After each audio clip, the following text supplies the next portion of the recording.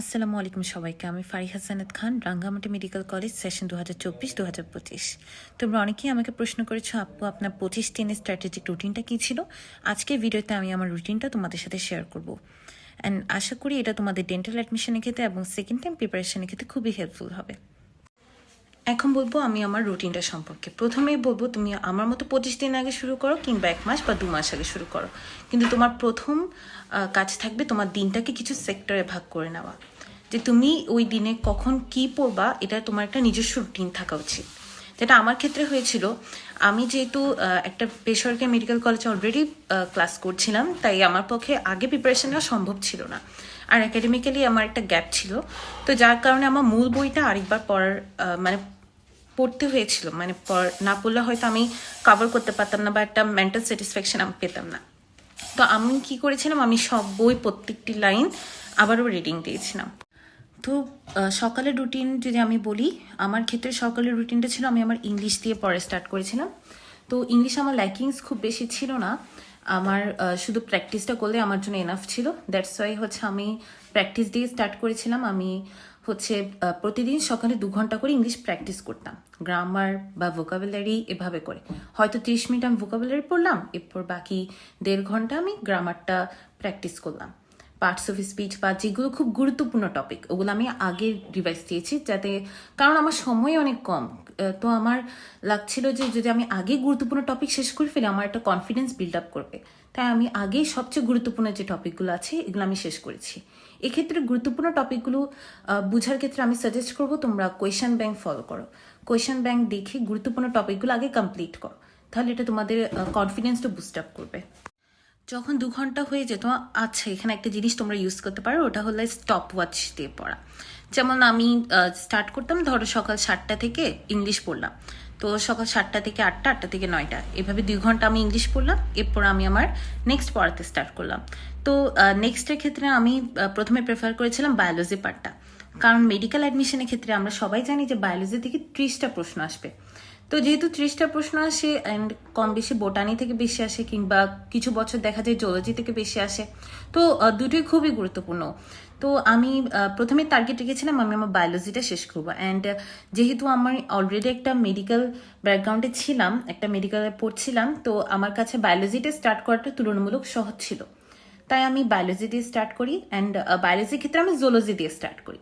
এটারও একটা বেশ কারণ রয়েছে, কারণ আমার যে বুকগুলো ছিল ওগুলো হচ্ছে 2021 সালে, আমি হলাম এইচএসসি 2023।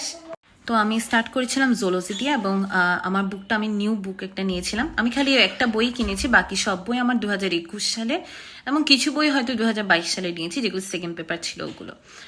তো আমি হচ্ছে জুলজি বইটা দিয়ে স্টার্ট করি, কারণ বেশ কিছু পরিবর্তন এসেছিল আমাদের বইয়ের সাথে, এই বছরের যেটা বই ছিল ওটার সাথে। তো আমি হচ্ছে ওই নিউ জুলজি বইটা স্টার্ট করি। এখন এই ক্ষেত্রে অনেকে বলে যে আপু দাগানো পিডিএফ বা দাগানো বই পড়বো কিনা। তো আমি প্রথমে ভেবেছিলাম যে আমি দাগানো একটা বই পড়বো, কিন্তু আমার দেখা গেল যে একটা বই দাগানো, একটা পিডিএফ দেখে আমি দাগাবো তারপর আমি এটা পড়বো, এটা অনেক সময় সাপেক্ষ ছিল, তাই আমি এটাকে প্রেফার করিনি। আমি কি করতাম, পুরো বই আমি নিজে পড়েছি এবং নিজে দাগিয়েছি, যেগুলো আমার কাছে গুরুত্বপূর্ণ মনে করে মনে হয়েছে আমি সবগুলি লাইন এভাবে দাগিয়েছি। তো ওভাবে করে আমার আমি অনেক কনস্ট্যান্ট পড়েছি। তো আমার হচ্ছে 2 দিন সময় লেগেছিল পুরো জুলজি বই 12 চ্যাপ্টার শেষ করতে। জুলজি ক্ষেত্রে যেটা করেছি, আমি প্রথমে হাইলাইটেড যে লাইনগুলো আছে বইয়ে ওগুলো আমি আগে পড়েছি। ওভাবে করে আমার 2 দিনে কমপ্লিট হয়ে গিয়েছিল জুলজি বইটা। তারপর আমি 2 দিন বোটানি বইটা পড়েছি। এক্ষেত্রে আমার কিছু প্লাস পয়েন্ট ছিল, যেহেতু ফার্স্ট টাইমের ক্ষেত্রে আমার মেইন বুকটা খুব ভালোভাবে পড়া ছিল সকল সাবজেক্টে।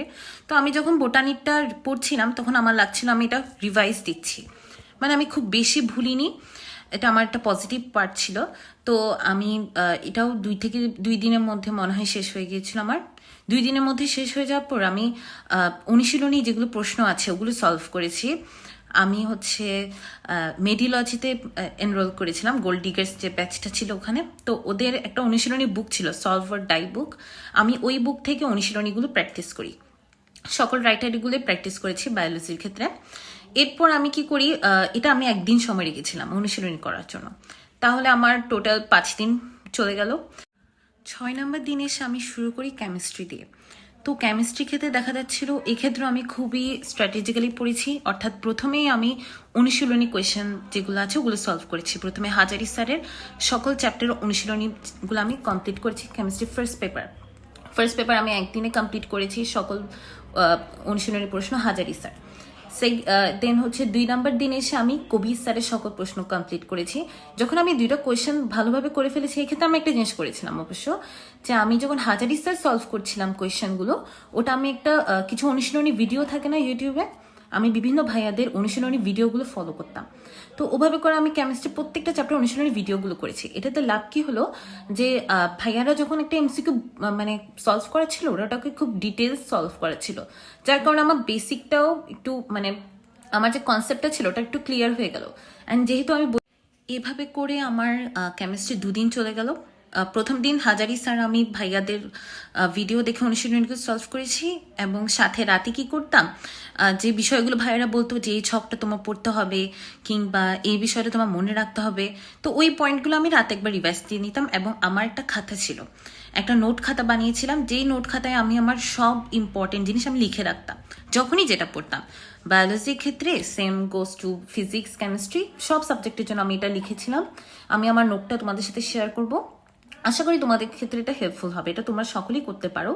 নোটটা কিভাবে করতাম, যে ধরো আমি একটা এমসিকিউ সলভ করছি এবং ওই এমসিকিউ রিলেটেড আমি একটা এক্সাম্পল হিসেবে বলতে পারি বায়োফাইটার। ধরো বায়োফাইটার এক্সাম যেগুলো বৈশিষ্ট্য আছে ওখান থেকে একটা প্রশ্ন এসেছে, মেডিকেল অ্যাডমিশন বা কোনো অনুশীলনীতে আমি একটা প্রশ্ন পেয়েছি, তা আমি ওই প্রশ্নটার উত্তর জেনে নিতাম, তারপর বায়োফাইটার যে যতগুলো বৈশিষ্ট্য আছে বইয়ে ওগুলো আমি পড়তাম। তারপর আমি বায়োফাইটার সব বৈশিষ্ট্যগুলো আমার ওই নোট খাতায় লিখতাম। এতে কি হতো, আমি একবার পড়েছি, একবার আমি আমার নোট খাতায় লিখেছি, এরপর আমি আরেকবার পড়ে ওই কোয়েশনটাকে কিন্তু রেখে দিয়েছি। তো এটার ক্ষেত্রে আমার হেল্পফুল হতো যে আমার এক জিনিস 3বার পড়া হচ্ছে, পরপর পড়া হচ্ছে কিন্তু 3বার পড়া হচ্ছে। এটা আমার প্ল্যানে অনেক বেশি হেল্পফুল ছিল, আমি এটা বিশ্বাস করি। কারণ পরবর্তীতে দেখা গেছে আমি সব কিছু রিভাইজ দিতে পারিনি, কিন্তু ওই যে আমি একবার নোট লিখেছিলাম, একটা জিনিস যে তুমি যখন কোনো কিছু লিখো ওটা তোমার মাথায় বেশি থাকে, এটা আমি এটা আমি এক্সপিরিয়েন্স করেছি। তাই আমি বলতে পারবো, যদি যখন আমরা কোনো কিছু লিখে রাখি ওটা আমার মাথায় থেকে যায়, আমি যদি শেষ সময়টা রিভাইজ নাও দিতে পারি, এটা আমার আমার রিসিডিউয়াল নলেজ হিসেবে আমার মাথায় থেকে যায়। তো এরপর হচ্ছে আমি এইভাবে করে কেমিস্ট্রির ক্ষেত্রে আমার 2 দিন লেগেছিল, একদিন হাজারি স্যার, একদিন কবির স্যার। কবির স্যারের ক্ষেত্রে কি করেছি, আমি সব এমসিকিউ অ্যান্সার শিট দেখে দাগিয়ে ফেলেছি, এরপর আমি জাস্ট থ্রু আউট রিডিং দিয়েছি, এবং যেগুলো খুবই গুরুত্বপূর্ণ লেগেছে ওগুলো আমি গোল মার্ক করে রেখেছি।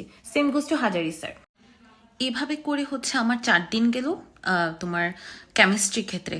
তারপর ফিজিক্সের ক্ষেত্রে এসে আমি হচ্ছে বেসিক্যালি ইঞ্জিনিয়ারিং এক্সপিরিয়েন্স ছিলাম, আমার ইঞ্জিনিয়ারিং পড়ার খুব ইচ্ছা ছিল। দ্যাটস আমার ফিজিক্স কেমিস্ট্রির ক্ষেত্রে হচ্ছে আমার খুব বেশি ল্যাকিংস ছিল না, এবং ছোটো ছোটো ম্যাথ যেগুলো আছে ওগুলো আমি খুব ভালোই করতে পারতাম। আমার অনেক ট্রিক্স জানা ছিল, তোমরা যদি চাও আমি আমার ট্রিক্সগুলো অবশ্যই তোমাদের সাথে শেয়ার করবো। তো আমার ফিজিক্স রিভাইসিতে খুব বেশি কষ্ট হয়নি।